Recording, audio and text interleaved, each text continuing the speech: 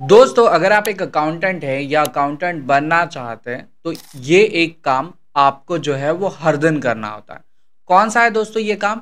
तो ये काम है बैंक स्टेटमेंट के अंदर जितने भी ट्रांजैक्शंस हुए उन ट्रांजैक्शन को वन बाय वन टैली में ऐड करना। अब ये सुनने में जितना आसान लग रहा है करने में उतना आसान है नहीं, क्योंकि इस काम को करने में अच्छे अच्छे लोगों के पसीने छूट जाते हैं। और आज मैं आपको बताने वाला हूँ कि कैसे आप बैंक स्टेटमेंट को विद इन कुछ सेकेंड्स के अंदर टैली में ऐड कर सकते हैं with a proper narration. Amount और डिपॉजिट है या विड्रॉल है, दोनों साइड्स आपको टैली में बाय डिफॉल्ट ऐड करके मिल जाएगी। अब ये सब कुछ कैसे होने वाला है ये मैं आपको प्रैक्टिकली दिखाने वाला हूँ और समझाने वाला हूँ कि कैसे आप अपने टाइम को जो है वो सेव कर सकते हैं। दोस्तों, मैं हूं विजय जिने और आप देख रहे हैं टैली ट्यूटोरियल चैनल। चलिए समझते हैं कैसे आप टैली में जो है वो अपने बैंक स्टेटमेंट को इंपोर्ट कर सकते हैं।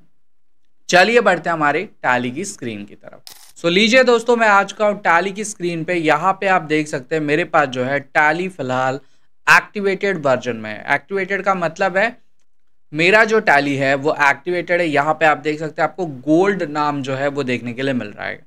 ध्यान दीजिए दोस्तों, आप जब इस वीडियो की प्रैक्टिस करेंगे तो आप एजुकेशन मोड पे इसको नहीं प्रैक्टिस कर पाएंगे। ये पूरा का पूरा फंक्शन आपको टैली के एक्टिवेटेड वाले वर्जन पे ही काम में आएगा। ठीक है, तो चलिए ज़्यादा समय नहीं लगाते, अब आगे बढ़ते हैं। यहाँ पे ध्यान दीजिए दोस्तों, हमें सबसे पहला काम करना है, एक नई कंपनी क्रिएट करनी है ताकि मैं आपको सब कुछ स्क्रैच से सिखा पाऊँ। तो हम यहाँ पे क्रिएट कंपनी वाले ऑप्शन पे आ जाते हैं और एंटर करते हैं। जैसे हम एंटर करेंगे हमारे सामने जो है कंपनी क्रिएशन का ऑप्शन आ जाएगा।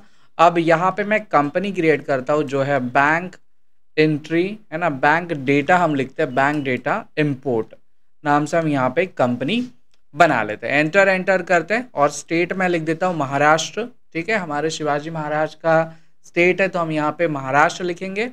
एंटर करेंगे एंड कंट्रोल ए करके स्क्रीन को एक्सेप्ट कर देंगे। जैसे हम एक्सेप्ट करेंगे हमारे पास जो है हमारी कंपनी यहाँ पे सक्सेसफुली क्रिएट हो जाएगी। देखिए, कंपनी क्रिएटेड सक्सेसफुली। फिलहाल मुझे यहाँ पे कोई और सेटिंग नहीं करनी है, सिंपली हमने यहाँ पे अपनी कंपनी को क्रिएट कर लिया। ये देखिए, कंपनी वॉज क्रिएटेड, है ना, डेटा बैंक डेटा इंपोर्ट नाम की कंपनी मेरी बन चुकी है। अब मैं आपको जो है एक्सेल का एक स्टेटमेंट दिखा देता हूँ। ये देखिए, मेरा एक स्टेटमेंट है एबीसी प्राइवेट लिमिटेड नाम की कंपनी का। ये कंपनी है एबीसी प्राइवेट लिमिटेड और इस कंपनी का मुझे जो है वो स्टेटमेंट मिला है ना, 2 तारीख से लेके 7 तारीख तक का जो है मेरे पास मेरा स्टेटमेंट है। अब मुझे क्या करना है, स्टेटमेंट को जो है मेरे टैली में ऐड करना है। लेकिन टैली में ऐड करने के लिए मुझे जो है टैली में कुछ इंपॉर्टेंट लेजर्स बनाने होंगे। कौन से लेजर है? तो सबसे पहले जिस बैंक के डेटा को आप टैली में इंपोर्ट करना चाहते हैं उस बैंक का लेजर आपके पास होना चाहिए। सो लेजर क्रिएशन के लिए आपको यहाँ पे देखिए गेटवे ऑफ टैली में मास्टर्स में क्रिएट वाले ऑप्शन पे आना है। आप सिंपली यहाँ पे आइए, एंटर करिए। एंटर करने के बाद आपको लीस्ट ऑफ मास्टर में आना है और यहाँ पे आपको अकाउंटिंग मास्टर में लेजर का ऑप्शन देखने के लिए मिल जाएगा। सिंपली आप यहाँ पे आइए, एंटर करिए। जैसे आप एंटर करेंगे आपके सामने जो है वो लेजर क्रिएशन का फॉर्म खुल जाएगा। अब मुझे यहाँ पे अपनी बैंक का नाम लिखना है, तो बैंक है मेरी HDFC। हम यहाँ पे लिखते हैं HDFC बैंक। एंटर करेंगे। बैंक का जो अंडर ग्रुप होता है दोस्तों वो होता है बैंक अकाउंट, तो हम यहाँ पे बैंक अकाउंट को सिलेक्ट करेंगे, एंटर करेंगे। जैसे आप एंटर करेंगे आपको यहाँ पे बैंक से रिलेटेड कुछ इंपॉर्टेंट इन्फॉर्मेशन फिल करनी है, जैसे बैंक का आपका अकाउंट नंबर, IFSC कोड और बैंक का नेम। सो ये सारी चीज़ें मेरे एक्सेल के शीट में ऑलरेडी अवेलेबल है, मैं यहीं से कॉपी कर लूँगा। आप यहाँ पे देख सकते हैं मेरा बैंक अकाउंट नंबर मेरे पास अवेलेबल है। सिंपली हम यहाँ पे इसे सेलेक्ट करते हैं और कॉपी कर लेते हैं और हम आ जाते हैं अपने टैली में और यहाँ पे जो है अकाउंट नंबर वाले ऑप्शन में हम इसे पेस्ट कर देते हैं। एंटर करेंगे। अब मुझे IFSC कोड यहाँ पे मेंशन करना है, तो वो भी चीज़ मेरे एक्सेल डेटा में अवेलेबल है। हम एक्सेल में आ जाते हैं और यहाँ से अपने HDFC के IFSC कोड को कॉपी करते हैं और अपनी टैली में आके IFSC कोड वाले ऑप्शन में इसे पेस्ट कर देते हैं। एंटर करेंगे। हमें स्विफ्ट कोड की कोई ज़रूरत नहीं, हमें सिर्फ अपने बैंक के नेम को यहाँ पे ऐड करना है।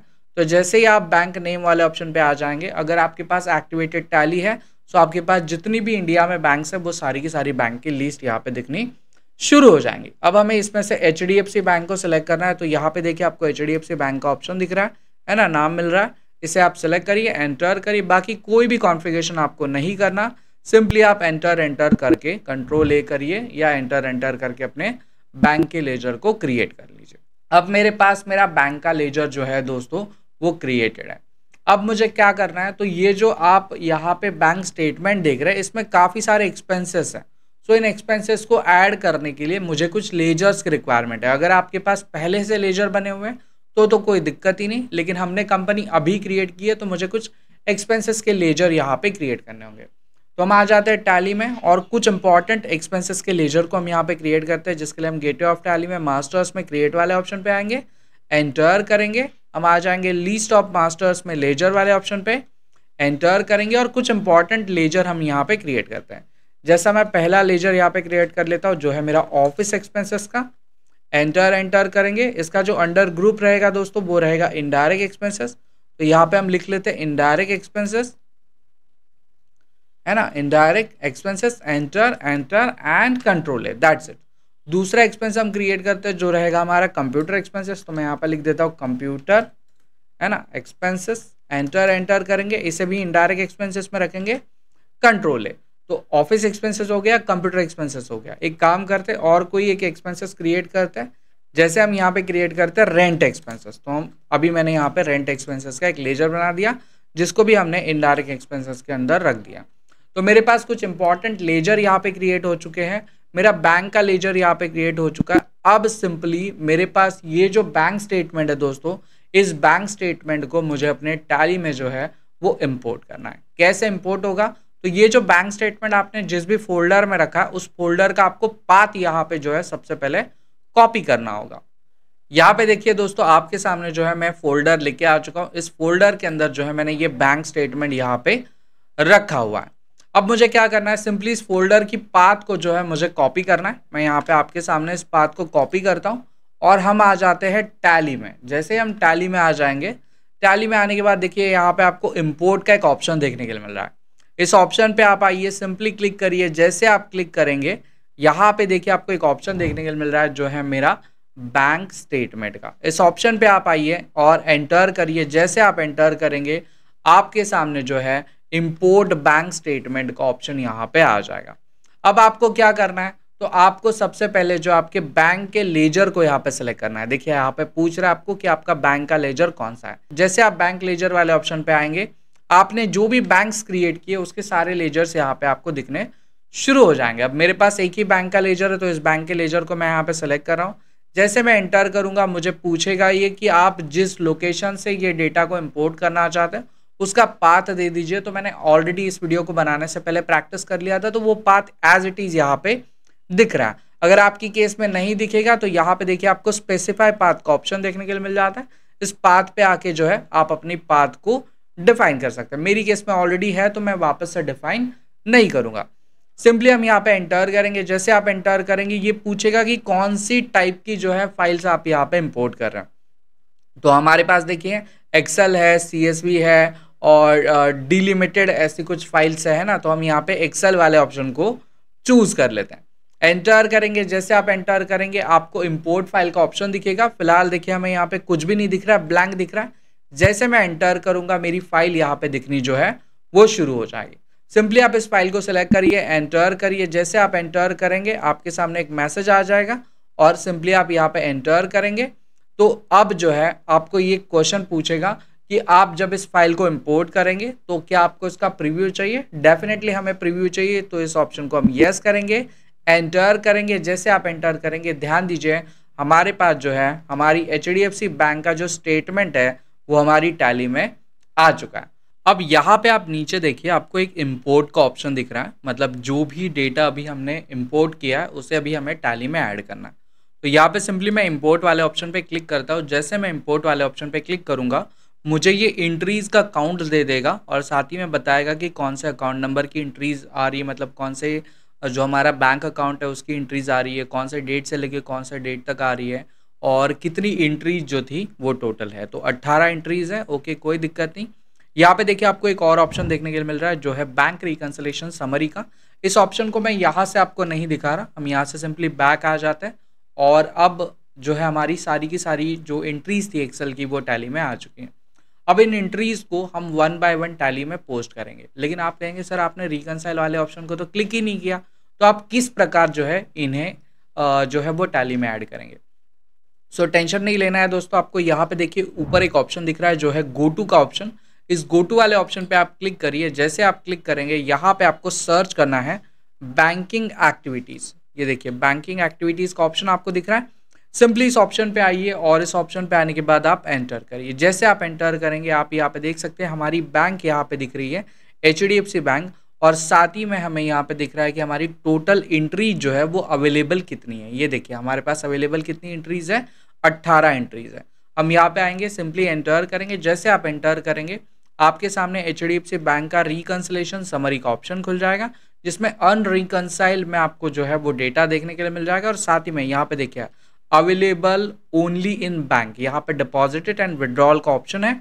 और इसी ऑप्शन में आपको पता चलेगा कि हमारे पास जो है वो डिपॉजिट में कितनी एंट्री है, तो 10 एंट्री, और विड्रॉल में कितनी एंट्री है, तो 8 एंट्री है। ऐसी टोटल 18 एंट्री जो है हमारे इस बैंकिंग एक्टिविटीज़ में, या अभी हमने जो इंपोर्ट किया उसमें हमें देखने के लिए मिल रही है।